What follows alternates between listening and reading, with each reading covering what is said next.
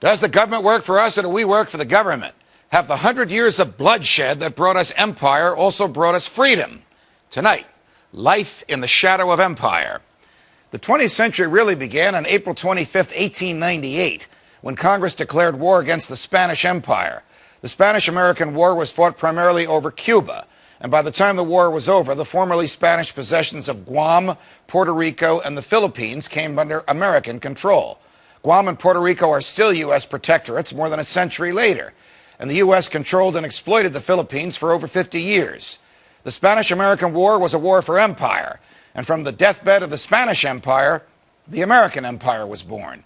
In 1903, President Theodore Roosevelt militarily backed the secession of Panama from Colombia so that the Panama Canal could be built. In 1905, the United States occupied the Dominican Republic. In 1909, the U.S. sent Marines to help destabilize the government in Nicaragua. In 1915, President Wilson sent U.S. troops into Haiti, and they stayed there for 20 years. 2 years later, Wilson manipulated the United States into a deadly and useless European land war, now known as World War I. In 1923, the Marines occupied several cities in Nicaragua to stabilize the government they had destabilized there just 14 years earlier.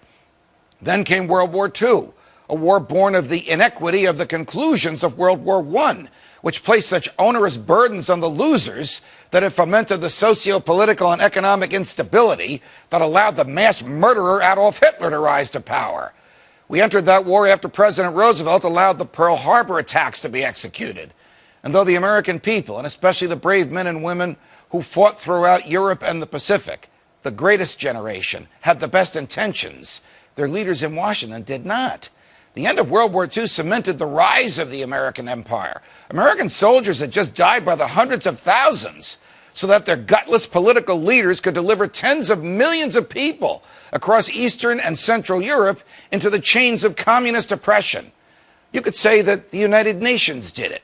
The United Nations being the name that the Allied countries that won World War II gave themselves, and which they formalized as a permanent bureaucracy, now resident on the Upper East Side of Manhattan. In its very first year of existence, the United Nations authorized its very first war, the Korean War. More Americans died, and like World War II itself, it ended with half the affected population living under communism. We are still paying for that war to this day, with significant military commitments in South Korea and a murderous, maniacal regime in North Korea. When President Eisenhower left office in 1961, he warned Americans of the threat of the rising military-industrial complex. And the rejection of his warning by LBJ brought us into a land war in Vietnam that killed 50,000 Americans for nothing. Later, 30 years later, came 9/11. Today we live in a fulfillment of Eisenhower's grim warning. We have active troops on the ground in Afghanistan and Iraq and in Libya. We drop bombs on Yemen and Pakistan. We may even be operating secretly in Somalia. And we are at war at home, with militarized police standing guard in our train stations, shopping malls, and national monuments, or worse, breaking down our doors on a whim in the middle of the night and stopping you on the subways to look inside your bags. Who knows where else we might be at war and don't even know about it. We have military commitments in more than 100 countries, and we have 900 permanent military installations around the world. For what? Around the world, the American people and American culture are loved, but the American government is not. An empire that occupies abroad ends up occupying at home. The political class here loves empire because it helps them raise taxes and keeps them in power. But taxing and borrowing that we cannot afford inevitably lead to a loss of freedom. Question: are you better off now than before 9/11?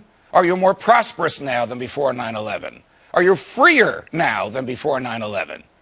The answers are obvious. Everything is worse. Do you see a change of direction coming, or more of the same? Do most political leaders really want to upset the status quo or continue their class in power? Does anyone seriously think that we can simply print cash and borrow our way to prosperity? We can't stand by while we lose our freedom. We don't need an empire. We can't afford to have one. The federal government collects $2.5 trillion a year in taxes and spends $1 trillion of it alone on empire. We need a government that stays within the confines of the Constitution. And to get one, we need to fight as hard to change the status quo as the political class has fought to maintain it. All of our freedoms and our existence are at stake. From New York,